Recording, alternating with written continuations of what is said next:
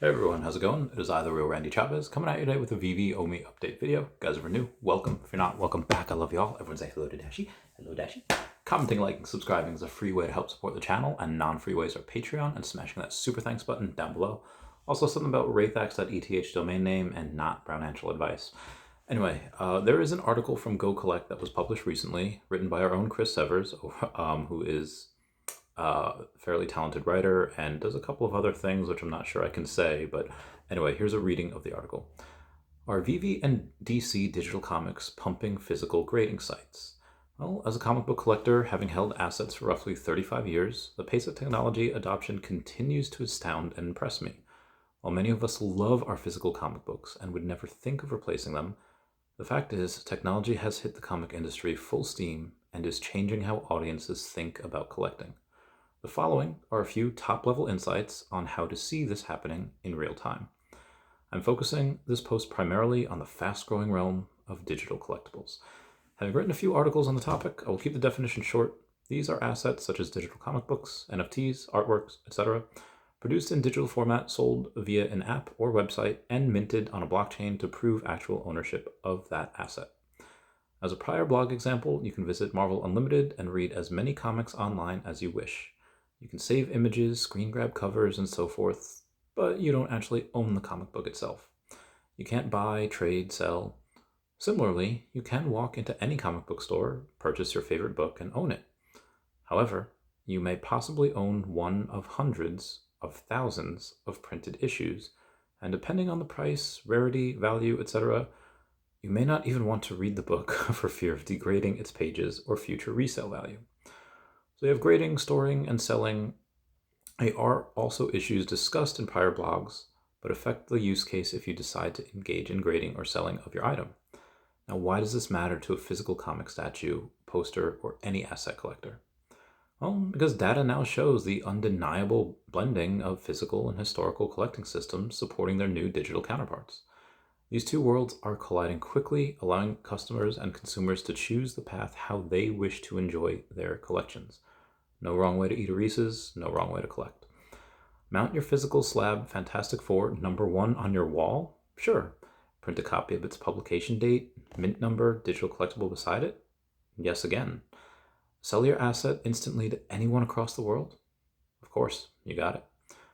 Well, why is this happening? Easy. Since the late 90s, society has slowly been encouraged and educated to do more and more online. From banking to shopping to Google Maps to streaming Disney Plus on connected TV, it's enhanced many aspects of our daily lives, and the truth is, we're accustomed to it. Anyone under the age of, let's say, 75 today is essentially immersed in hours of daily digital use. So true holds the future of collecting, and while I am by no means suggesting physical assets will lose value, in my honest opinion, they'll continue to accrue as they age and become more scarce. The reality is, new age of collecting is here, growing and bringing with it incredible opportunities. Are you a collector? A comic or collectible store owner? Maybe someone who loves to be part of a collector or fandom or group? You can check out videos by My Collectibles, who's a former comic store owner, collector, and absolutely positive member of the digital collecting community, which really sums up what is coming and why he pivoted to this new format. I think that really says something. And there's a few other things to consider. VV Digital Collectibles.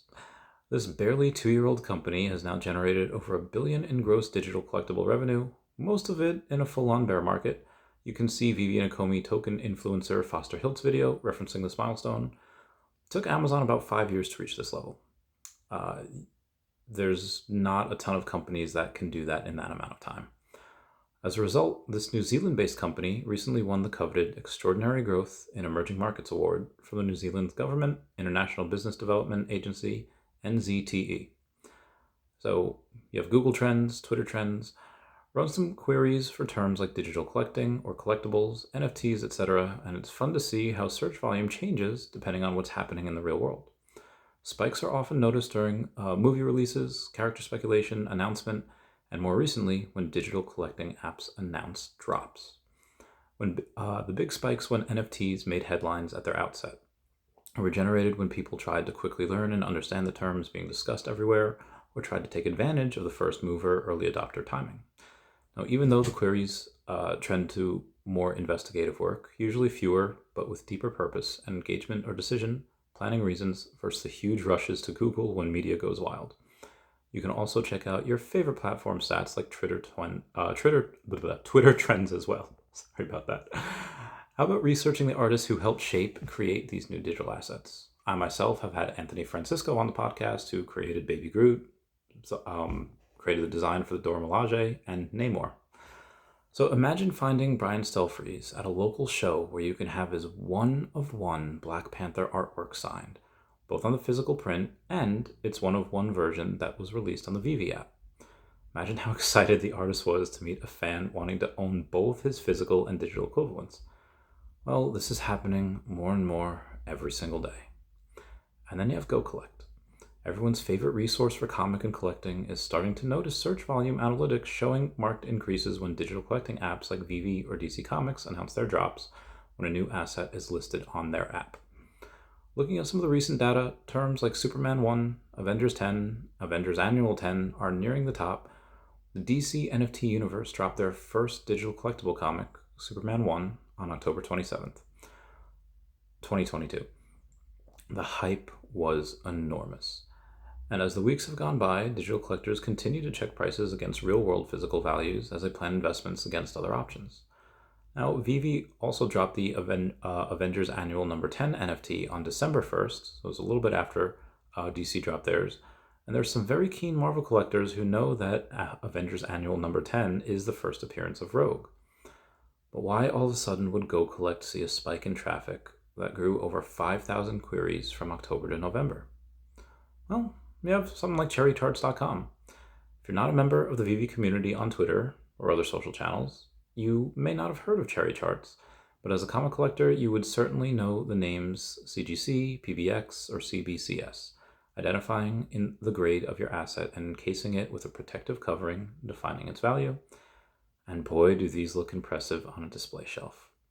With digital collectibles, comics, or comic NFTs, the quality is all but assured. As digital assets, they are near perfect in production and on each mint can be read an unlimited number of times, yet appear relatively similar in how their covers are viewed or showed. What makes them unique are the rarities produced, usually 4 to 5 cover variants, or the mint numbers that signify when they came off the blockchain printer. To enhance the appeal, showcase unique or special mint numbers, and increase fan engagement overall, Cherry Charts created digital slabs for owners to amplify their collections. The process is incredibly easy. Simply visit slabs section of their website, use the scroll menu to select your book and variant cover, you enter your special notes, and then click Generate Slab. If it sounds gimmicky, consider this. The site just reached over 15,000 slabs created in the past few months, all driven by community engagement and sharing their beloved pieces on social media. In turn, this is leading to NFT assets being repurposed into physical print and coffee table books, t-shirts, wall art, even AR and VR videos that generate enormous praise and applause. Like Lady Gaga, some of us live for the applause.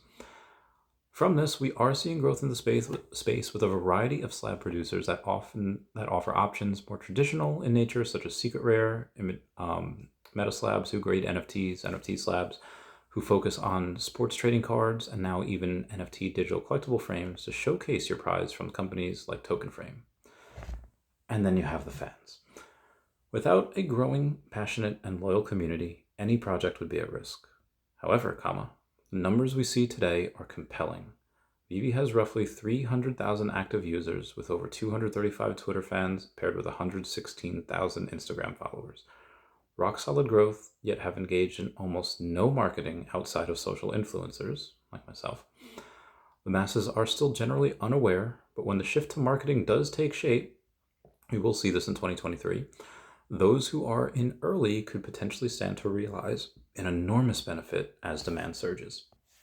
Considering DC Comics has 5.3 million Twitter followers, 13 million Instagram followers, Marvel has 16.8 million Twitter followers and 67.2 million Instagram followers, Disney has about 9.7 million Twitter followers, 35.6 million on Instagram, and Star Wars with 6.2 million on Twitter and 15.8 million on IG, just 4 examples of the hundreds of iconic brands and IPs that Vvomi has partnered with. Vvomi is extremely well positioned with these partners to drive significant user base growth to fans who simply love to collect assets from the brands they love.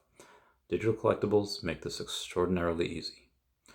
Now, why this should matter to collectors and digital collectible value checking? Let's use Marvel Comics number 1. Launched on August 1939 as the first Marvel comic appearance. The CGC rating system arrived in the year 2000. That was a 61-year gap until a standardized grading and slabbing system was produced. Vvomi has been around for just 2 years, and the DC NFT universe has less than 1. 2D NFT images of monkeys and apes, creatures of all sorts, hit the mainstream fast during the Rona era, but without any real valuation system other than what the market decided. Comic books, however, have a system already in place. It's trusted, proven, and it works. Same thing with Pokemon cards. Yet it will have to consider these surges in new technology. Until then, digital collectible comic buyers are using them to help determine if a digital book is worth its asking price, seeking its real-world comparison as a guide while using these resources to learn about the key information, publication dates, total print versions in circulation, and how many have been graded. Key issues are part of a series run. Now, Go Collect, Amazon, eBay, Google, YouTube all benefit from the traffic growth as buyers research characters, storylines, relevant dates before hunting key mints in the app, and so forth. Rarity or total graded book is used to compare how scarce a real-world asset is relevant to its new digital counterpart, which are also held to rare release limits. Marvel, DC, Disney, Netflix, theaters, comic book retailers, all benefiting by a new resurgence in these stories, the characters, and the experiences being created as a result. Ultimately, this holds more promise for comic collecting to surge than suffer.